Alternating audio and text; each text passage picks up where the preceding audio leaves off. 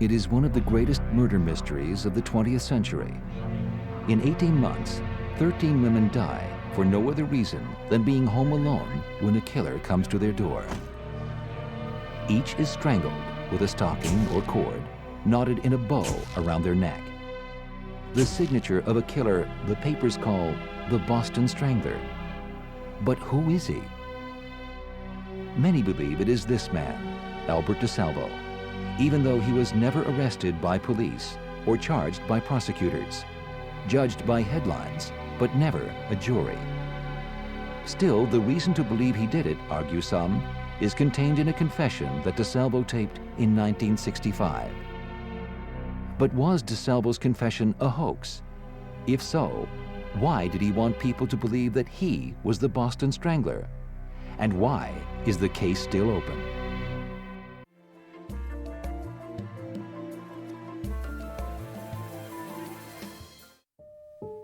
Albert DeSalvo is widely believed to be the Boston Strangler, the most famous killer since Jack the Ripper, a man likened to Manson, Bundy, and Dahmer. He was an extraordinary character, but basically he had a facile attitude about him. He could manipulate people. He could smile at you and you would say, this person is nonviolent, he's a nice guy. And for many people, that's the last impression they had before a silk stocking went around their neck. F. Lee Bailey has always maintained his client's guilt.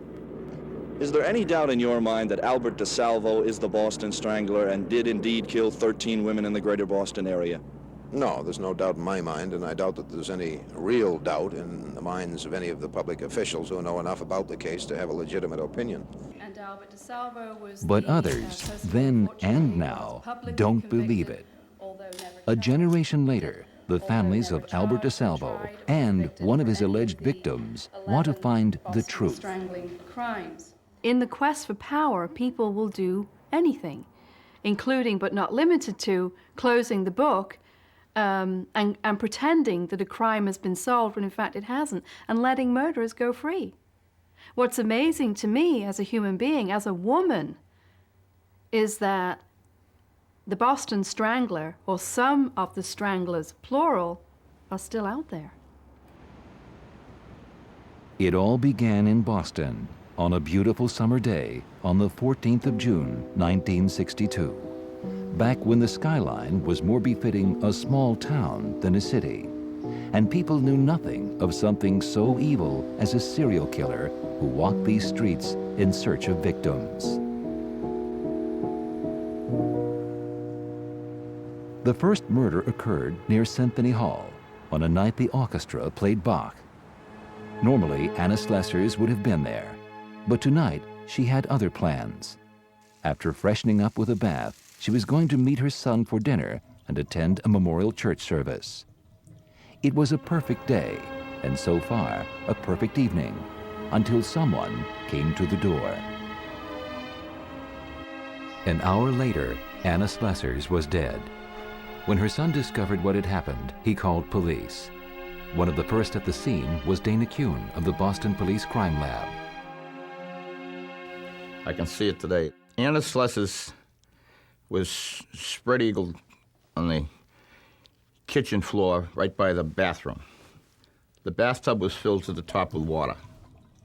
Jim Mellon, then a 28-year-old Boston police officer, was also there. The streaks of blood from her hair went across the threshold leading to the bathroom, which indicated the fact that she was pulled out by her feet.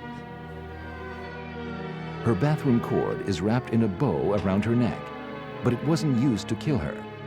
An autopsy revealed she was strangled by hand. The bow is a grim decoration added afterwards. There is no sign of a struggle, no forced entry. A key question is, how did the killer get in? In Boston, spring turns to summer. The days are warm and pleasant.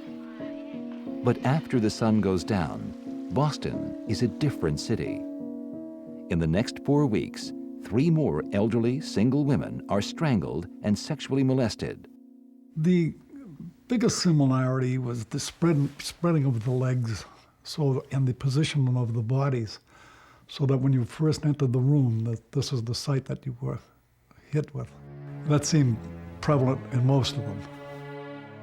Nothing about the victims points to a motive, nor does anyone know why the strangler leaves a ligature around each woman's neck. Sometimes you couldn't see it because it was so tight around the neck. It would be kind of embedded where the skin would fold over it, and you'd only see the knot area or see an area off to the side. It was almost like a post-mortem type of injury added on. The police have little to go on. It is an era before modern scientific investigation. Cops work a beat on foot, track down leads, and ask questions. It is paper and pencil work. At the crime lab, the most expensive item is a $200 microscope. DNA testing is unheard of. The killer leaves no fingerprints or blood at the crime scene. Cops rely on instincts, tip-offs, and lucky hunches. Two of the best, John Donovan and Ed Sherry, head the case.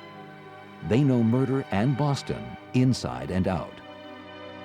Eddie Sherry had the map of Ireland in his face, and he was one of the best I ever came across, the flattest feet I ever saw. He was the absolute personification of a good cop.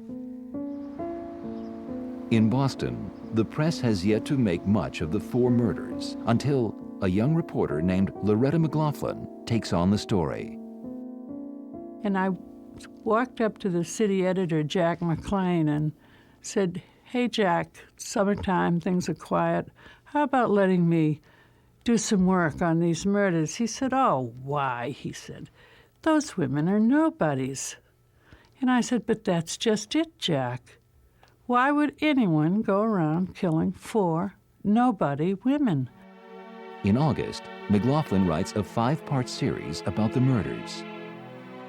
And the day the 5th article ran, predicting that there was a single killer, I named him the Boston Strangler, and that he would strike again, the 5th body was found. She adds a terrifying dimension to the murders by naming the killer the Boston Strangler. Though the police are not certain it's one killer, the idea puts added pressure on homicide chief John Donovan. Well, it was the roughest time I ever had in my 33 years in the police department. Work without days off or vacations and so forth. In an overall mood of fear, no one is above suspicion. Neighbors turn in neighbors. I mean, they were looking for a guy with his hair sticking straight out, with bloodshot eyes and fangs out about an inch from his mouth. This is the Boston Strangler.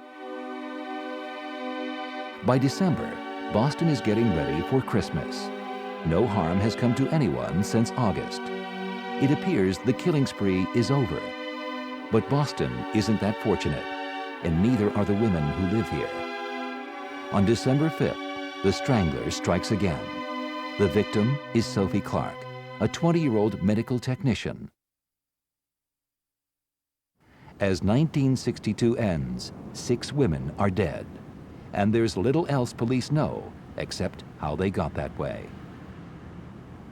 Basically, we figure that he would take him into the bathroom most of the time, and then he'd grab him from behind with his arm around their neck, render him unconscious, not dead, and then do whatever he was going to do, perhaps sexually at that time and sometimes later, and then at the end, before he'd leave, he'd put the material around their neck and actually strangle them till they were dead. 3 weeks later, on New Year's Eve, a 7th woman is murdered, 23-year-old Patricia Bissett. Then, 4 more. The newspapers report hard facts mixed with speculation to a frightened city glued to the story. Women in the city at the time were terrified. I mean, they wouldn't let you in the door. They probably wouldn't let their husbands and family in the door unless they slipped identification cards underneath. I mean, locksmiths had did a tremendous business. There was a sense of fear throughout the town. They happened with sufficient regularity that women were constantly reminded. By late November, it happens again. There is no grace, no break from the murders. Even on a day of national mourning, there is another strangling in Boston. After 18 months, there are 12 unsolved murders. 1963 ends amid a public outcry that reaches to the State House. Boston begins 1964 in grief. The death of President Kennedy is a painful memory. Lost is so much promise. But the world goes on. For 19-year-old Mary Sullivan, there is much to look forward to. After sharing Christmas with her family, she's going to move to her own apartment in Boston. She came to spend Christmas with us, and we were all home at the time, and we just had so much fun. And she said she had to get back. She had to get back because she had to move. And I kept trying. There were like 3 times, come on, Mary, come on and stay. We're having so much fun. Please, come on and stay. No, I have to get back. I have to pack. And I said it again, maybe 4 hours later, and I said it one more time, and I thought, the heck with you. If you want to go, go ahead. And I thought, too bad I didn't try one more time. At her Boston apartment, Mary unpacks and writes a letter home. It reaches her sister Diane a few days later.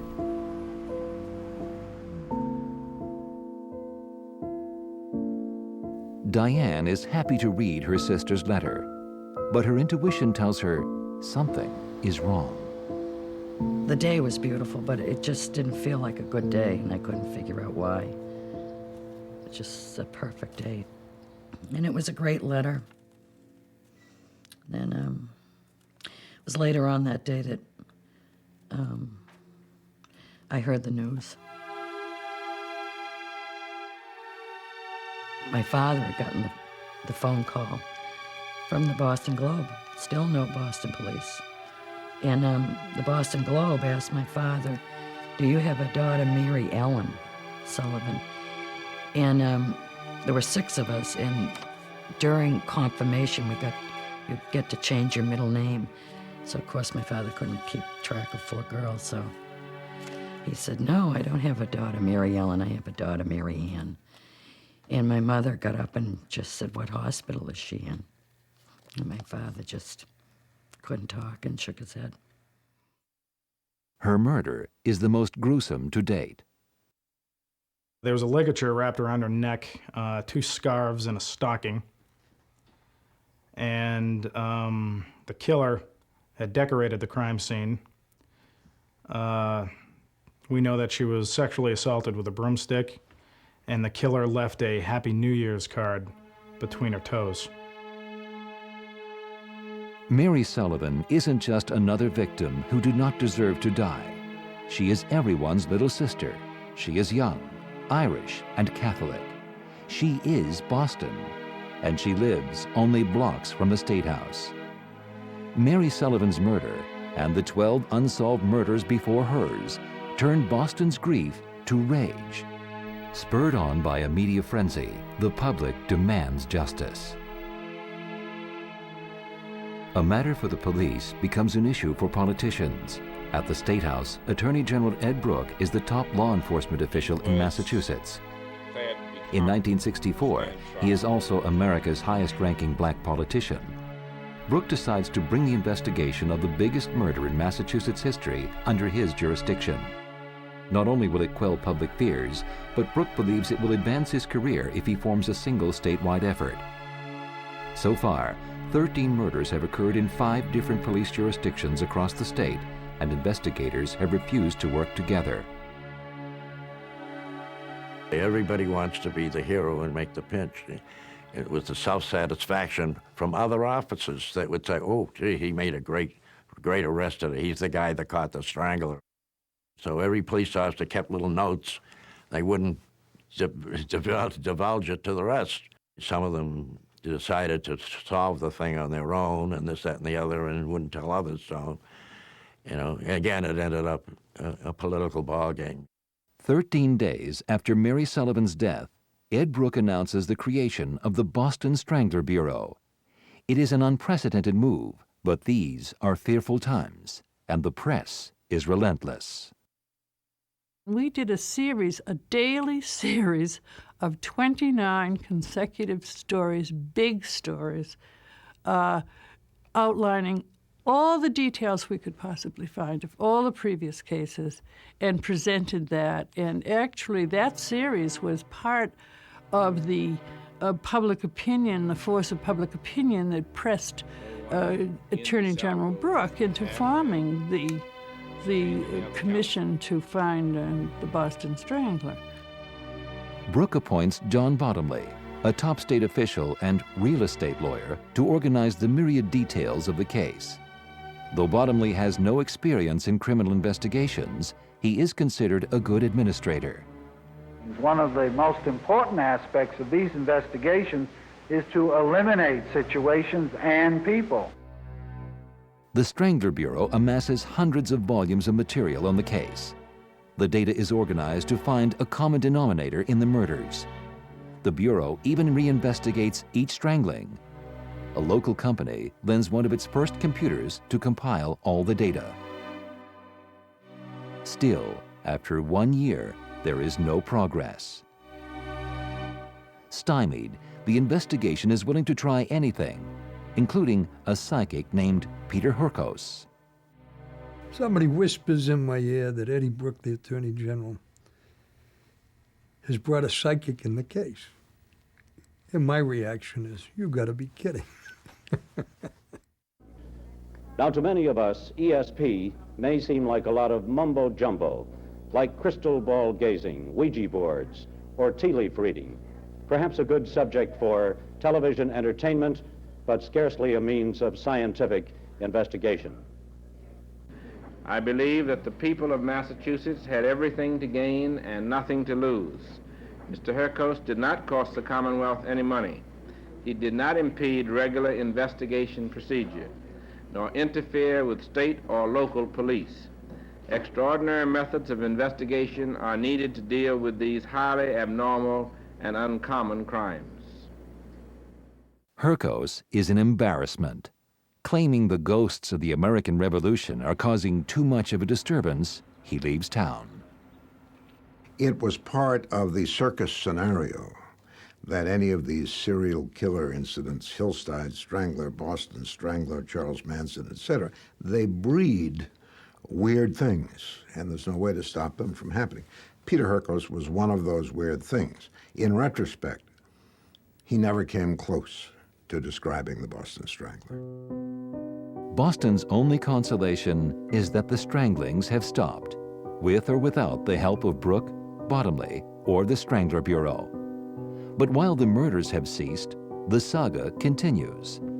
The next episode includes F. Lee Bailey, a rising young defense attorney, and a revelation that stuns Boston. 1965. As investigators pore over the murders, a rising legal star appears on the scene. He is 32-year-old F. Lee Bailey. His brilliant defense overturned the conviction of Sam Shepard, a Cleveland doctor jailed for murdering his wife. Lee Bailey was one of the best lawyers I've ever seen in terms of preparation. Some people consider him the greatest cross-examiner in legal history. Nothing was going to come up in a criminal prosecution that he wasn't prepared for. Back in Boston, he is the defense attorney for a convicted killer named George Nassar. Nassar is undergoing psychiatric evaluation at Bridgewater, a facility for the criminally insane, for another murder that could land the 25-year-old in the electric chair. My recollection is George Nassar is holding up a gas station. There's a teenage attendant. The robbery occurs. He threatens the attendant. The attendant goes to his knees, pleading not to be hurt. And Georgie blows him away. police include Nasser among a long list of Strangler suspects. But like the others, they have no evidence. But it is Nasser's new cellmate who will attract the attention of the Strangler investigation. His name is Albert DeSalvo.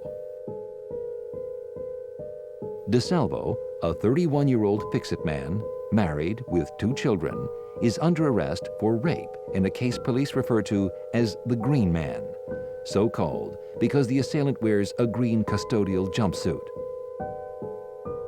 He came to the door and told you you were entitled to something you didn't think you were entitled to, and you couldn't wait to let him in. The landlord says, we're required to paint your apartment every 3 years, and here we are, and I have color charts here. If you'd like a different color, it'll be professionally painted. Come right in.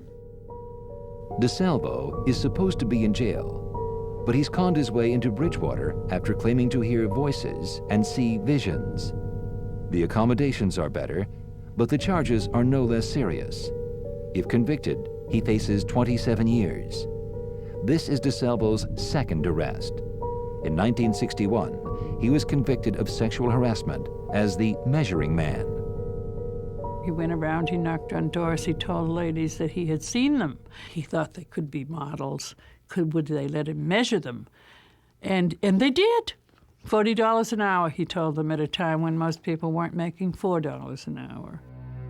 At Bridgewater, Nasser introduces Bailey to DeSalvo, but not to defend him. There's another reason more incredible than anyone could imagine. According to court records, DeSalvo wants to write a book that says he is the Boston Strangler, and he wants Bailey to help him sell it. And I said, you could certainly do that, and somebody might print it. I said, the problem is the book will put you in the electric chair, so you have to make a choice. If you want to fry badly enough, you can write a book. The long and the short of it was, we found a way around that. No killer has ever written a book before about a murder they've committed. What was DeSalvo up to? Officer Jim Mellon recalls the reaction of DeSalvo's wife to her estranged husband's plan. She got on the phone and she said to him, Albert, you've always said there was a gimmick. He was always going to come up with a gimmick and make $1 million and never have to worry again as long as he lived. Is DeSalvo's claim a hoax? And if so, is it all his idea, or does he have help? Bailey explained to him, and he used the word Bailey, explained to him that he'd be able to have enough money he'd be able to own a hospital like Bridgewater, something like that, and that he'd have enough money to take care of his family, and there'd be money there that he'd be taking care of us, and one day he could be out on the street again. If money is one reason DeSalvo says he is the Strangler, another is his personal safety. DeSalvo seems to believe his claim will earn him a bunk in a mental hospital, not a prison cell. He was terrified of prison.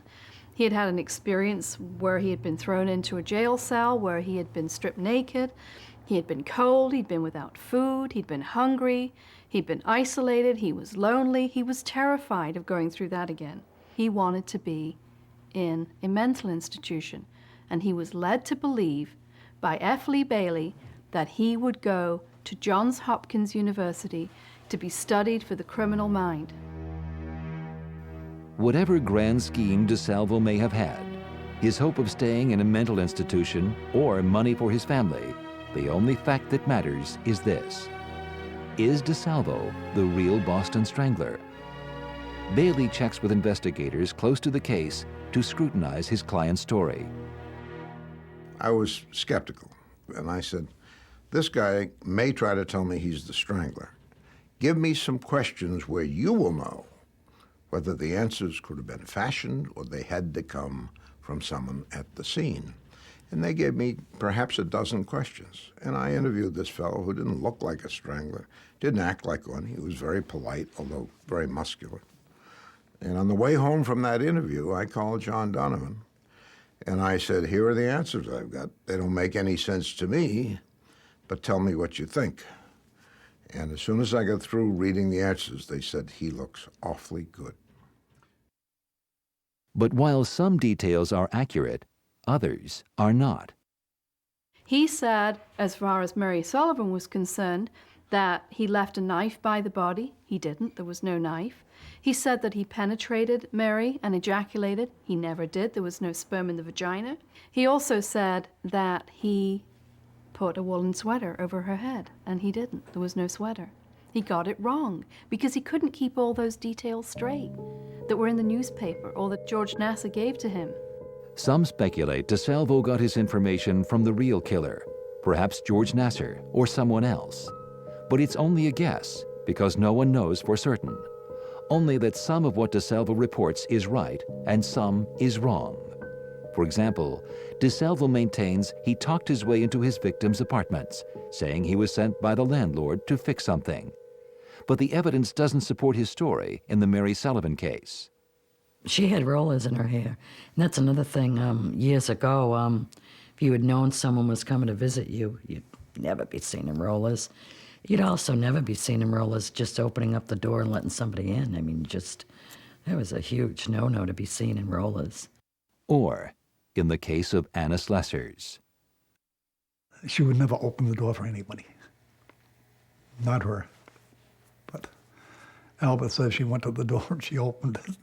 She hasn't got her dentures in. She has no underclothing on, just this robe. No way. No way.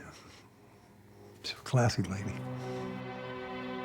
In spite of DeSalvo's self-confessed claim, no physical evidence links him to the crimes, nor are there eyewitnesses.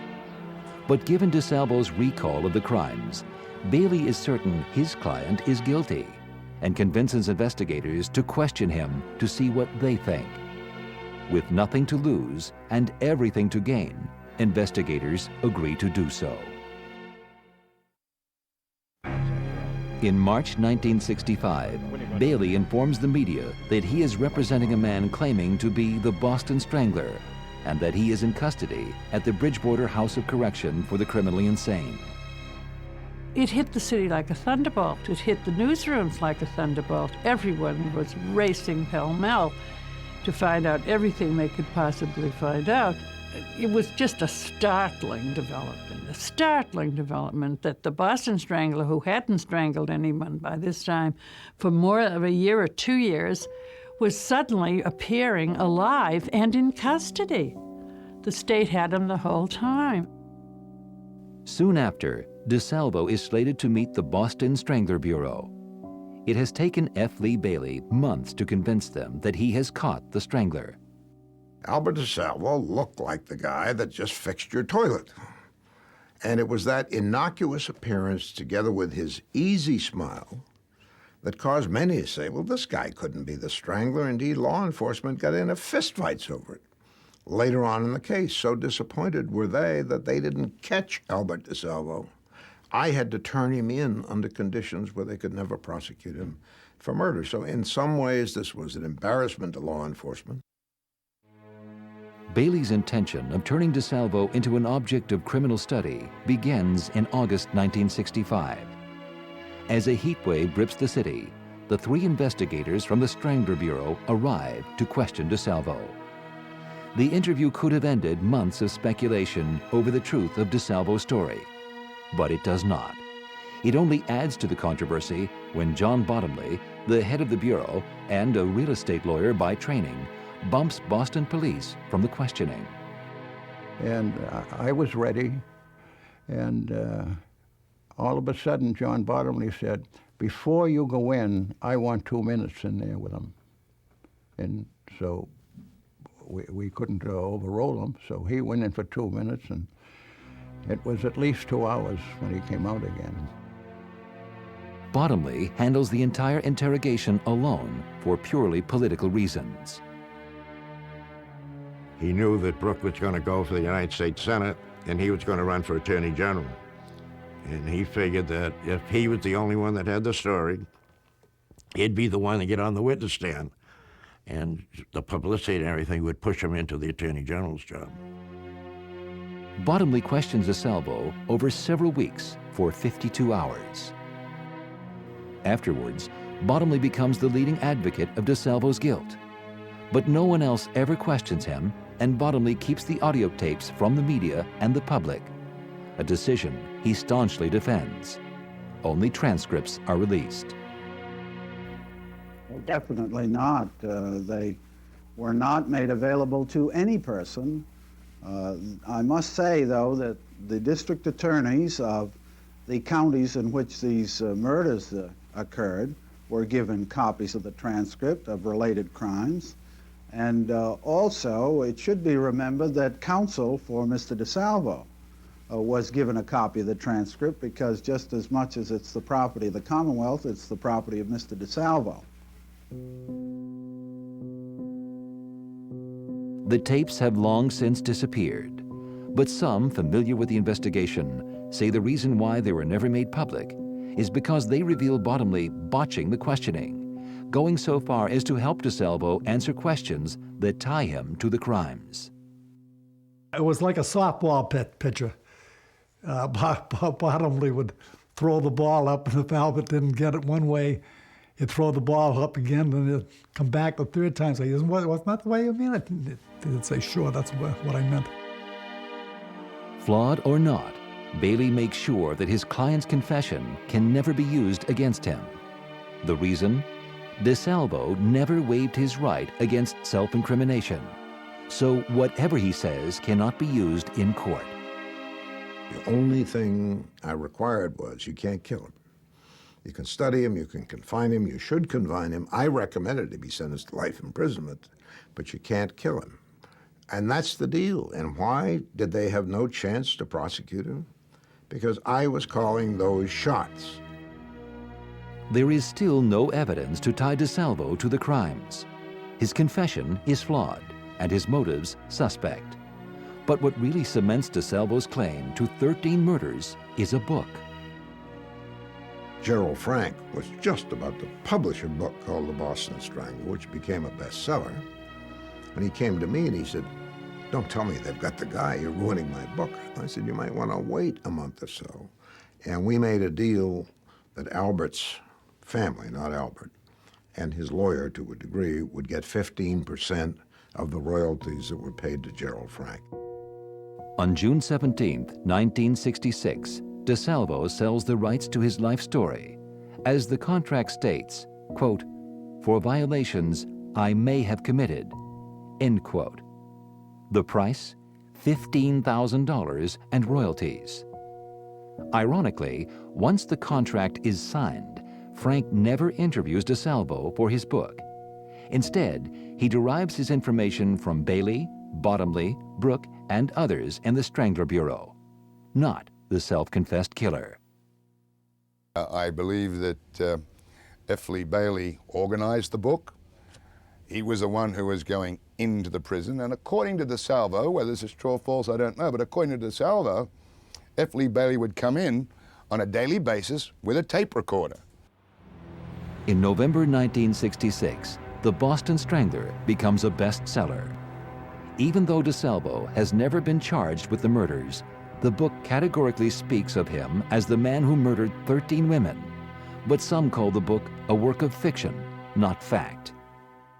He called me and he said, "Did you get my book?" And I said, "Yes, thank you." He said, "Did you read it?" I said, "Well, I'll be honest with you, Gerald. I just read Sless's, his description of what happened at Sless's." I said, "And it didn't happen that way." So I closed the book. He said, "So you don't believe it?" I said, "I never did believe him." He said, "Well, Jim, for what it's worth, you're not alone." He said, "But I want you to remember, I had a deadline to keep." 4 months after the book hits the stands, DeSalvo is tried, but not as the strangler, as the rapist of 29 women. Bailey argues the insanity defense on DeSalvo's behalf, but loses. Are you disappointed in this The court decision, yes. Why?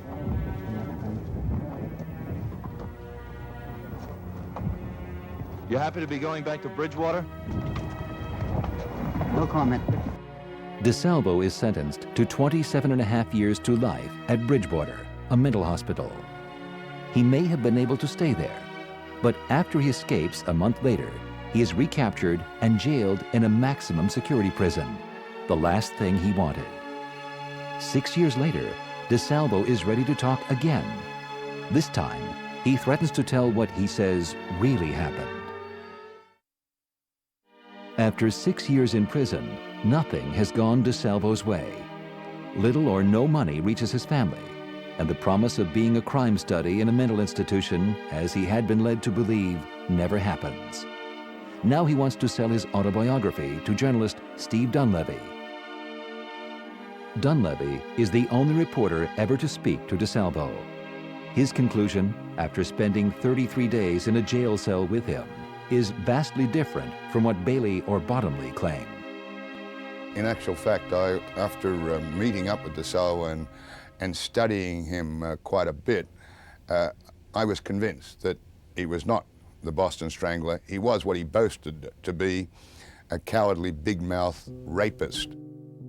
Over the course of Dunleavy's visit, DeSalvo and his longtime friend George Nasser have a falling out.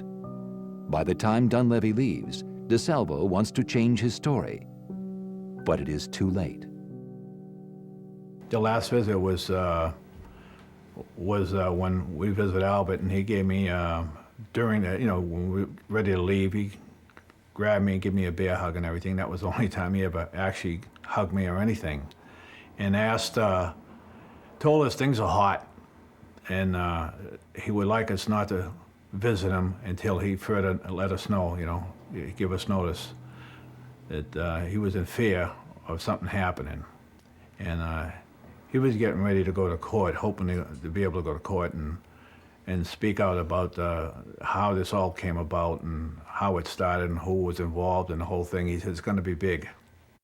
DeSalvo phones Dr. Ames Roby, the former chief of psychiatry at Bridgewater, and asks to meet with him. Well, he was going to tell me the real story of the Boston Strangler. Whether this was leaked somehow or what, I don't know. But when I woke up that Monday morning to get dressed and shaved and go on down, I had the news on. And the major news item was that Albert had been killed in the middle of the night. DeSalvo is murdered in his cell. No small feat in a maximum security prison. The killer or killers had to walk through 6 doors, past guards and other inmates. Yet, there are no witnesses. DeSalvo is stabbed 15 times and left to bleed to death. Guards find him the next morning. When I found that the doors were left open up in the infirmary, no guards are there. They get into his room, and they do this to him, and he had to be there for hours bleeding to death, and nobody's there. And there's other inmates in there, and nobody knows nothing. So that, over the years, that's why I'm right now I'm almost shaking now, because it's just talking about it still bothers me to this day. No one is ever convicted in DeSalvo's murder. The family requests an autopsy report, but can't get one until Nasser steps in. I told Nasser, I said, I have no luck with different lawyers. They keep giving me the runaround. So Nasser turned around and he says, oh, gee, that'd be no problem. He says, wait here for a few minutes, I'll be right back. So we were, if I believe we were outside the prison itself, we were in the yard. And he got up, went into the prison. He was out in 5 minutes, and he gave us an autopsy report. And I was devastated when I got that from him. Now dead, DeSalvo can never be tried as the Boston Strangler. But why wasn't he ever tried at all? And what proof is there that he was the Strangler? The physical evidence to link him to the crime was his recollection of the physical evidence, which he could only have recalled if he had been there.